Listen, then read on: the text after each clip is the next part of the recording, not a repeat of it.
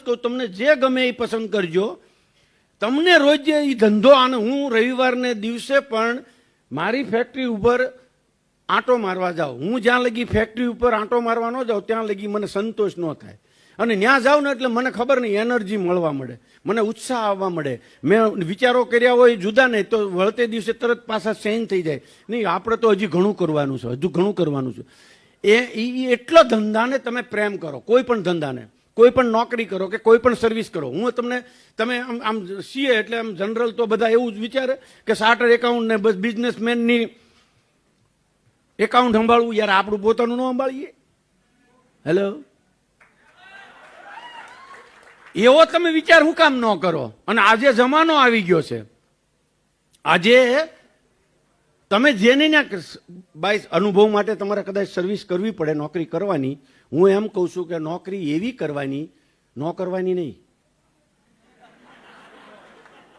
નોકરી એવી કરવાની કે તમે એને જરૂરિયાત પડે તમને માલિક બનાવવાની.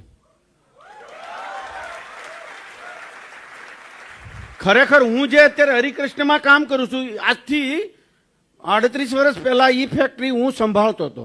હું મેનેજર હતો, હું સારો કારીગર હતો. એમાંથી મને એ સાંજે ચાવી તેજોરીની આપીને જતા રહેતા હતા. અને હું સાંજે 9 વાગે બધું જોખમ લોક કરી અને ચાવી એના ઘરે આપી આવતો હતો. એણે મને ભાગીદાર બનાવ્યો. આજે એના દીકરાઓ પછી જુવાન થયા અને એ ધંધાએ સડી ગયા. અમે બે સેપરેટ થયા. મારો પરિવાર મોટો થયો, મારા ભાઈઓ સાથે જોડાઈ ગયા. એટલે એ લોકો, એના છોકરાઓ, એના અમે બે નોખા થયા. અને આજે એ અમારી હરિકૃષ્ણ કંપનીની જે મૂળ જોવું હોય તો હું એનો એમ્પ્લોય હતો. આજે હું હરિકૃષ્ણનો માલિક છું, પ્રોપ્રાઇટર છું, એવું કેવું તો કહેવાય. અમે 4 ભાઈઓની કંપની છે. એમનું પણ કૃષ્ણા જેમ ચાલે છે. એ મારા ફુવા હતા. હું આખું આવી રીતે. હવે આપણે, તમે જો સીએ થયા હોય તો ખરેખર તો ભાઈ અંબાણીમાં સર્વિસ મળી જાય ને તો એને શેર આપવો પડે, એવું આપણે કામ ન કરવું. મળી જ જાય, શેર મળી જાય, 100% મળી જાય. સારા માણસોની આ દુનિયામાં બધાને જરૂર છે. ઓકે, આપણે સારા થવાની કોશિશ કરીએ. પૈસાની પહેલેથી લાલચ નહીં રાખવી. પોસ્ટ તો ઓટોમેટિક મળી જવાની છે, પ્રમોશન એ ઓટોમેટિક મળી જવાનું છે. આ અને ગુજરાતનો તમને દાખલો જ છે. આપણે સીએમ ઘરે હતા ને ખબર પડી સીએમ થઈ ગયા. હલો,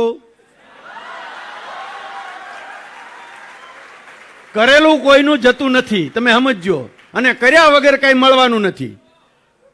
એટલે આપણે કામ એવું કરવું કે તમે એવો નિર્ણય લેવાનો કે જેનું ત્યાં. હું મારો સ્વભાવની વાત કરું, હું છે ને બહુ સ્ટાર્ટિંગમાં નાનપણમાં મારા બહુ મોટા સપના હતા. અને આ વિચારો મારા આજના નથી, આ વિચારો મારા 40 વર્ષ પહેલાના છે. કે મારે મોટો માણસ બનવું છે, સારો માણસ બનવું છે, પૈસાવાળો બનવું છે. આ મારી બાએ મને આ 3 સૂત્રો આપેલા. એક અભણ બા આખી જિંદગીનું ભાતું આપી દીધું ખાલી 3 શબ્દમાં કે તું સારો માણસ બનજે, મોટો માણસ બનજે ને પૈસાવાળો બનજે. હવે સારો માણસ ને પૈસાવાળો બે કમ્બાઈન કે જરૂરી નથી સારો હોય પૈસાવાળો હોય, પૈસાવાળો હોય સારો હોય. અને મેનેજ કરવું પડે છે, આખી જિંદગી ધ્યાન રાખવું પડે છે. મોટો માણસ બનજે, પૈસાવાળો બનજે. નામ સારો માણસને નામ પાછો સારો છે, નામ સારું છે એવું જરૂરી નથી. નામ તો દાઉદનું સારું જ કહેવાય ને, મોટું નામ કહેવાય. સારો માણસ અને નામ થવું જોઈએ. આ બધું બહુ મેનેજ. એક ડોશીમાને આપણે સાંભળતા નથી, આપણે એની સલાહ લેતા નથી, આપણે એને પૂછતા નથી. પણ મને આખી જિંદગીનું ભાતું આપી દીધું ને અત્યાર સુધી હું મેનેજ કરું છું. આટલા મોટા મને શબ્દો 3 શબ્દોમાં પૂરી મહાભારત કયો, ગીતા કયો કે બાઇબલ કયો કે જે કયો એ આખું આપી દીધું. તું આ 3 વસ્તુનું ધ્યાન રાખજે ને તું આવો માણસ બનજે. એના માટેથી મારા સપના તો મોટા જ હતા. એટલે નાનપણથી જ હું આ 40 વર્ષ પહેલાં જે મેં વિચારેલું છે એ છે, અત્યારે નથી કાંઈ. ત્યારનું સપનું હતું, એને વળગી જ રહ્યો. એને મેનેજ કરવાનું કાયમી ધ્યાન રાખ્યું. કાંઈ પણ લાલચ આવે તો વિચાર્યું હું સારો માણસ તો કહેવાય ને. કાંઈ પણ પ્રલોભન આવ્યા તો વિચાર્યું કે ભાઈ આમાંથી આપણે ખોટી લાઈને તો નથી જતા ને. પૈસા આવે, સફળતા આવે, એની આગળ પાછળ બધું બાય પ્રોડક્ટ આવે છે. આ બધું જ તો બહુ ખતરનાક. તમારે કંઈ ધ્યાન રાખવાનું નહીં, પૈસાવાળાને બધું ધ્યાન રાખવું પડે. પૈસા પછી બધું જ ધ્યાન રાખવું પડે તો જ ટકી રહેશે, નકર ટકતું પણ નથી. એટલે આપણા વડીલો, હું જે કહેવાનો છું તમારા વડીલો રોજ તમને કહે, તમે સાંભળતા નથી. હલો, આજ કે છે બિચાર અને મારા મધર કે તમારા મધર હવને એમ હોય કે મારો દીકરો સારો બને, મારા દીકરાનું મોટું નામ થાય, મારો દીકરો નામ કરે.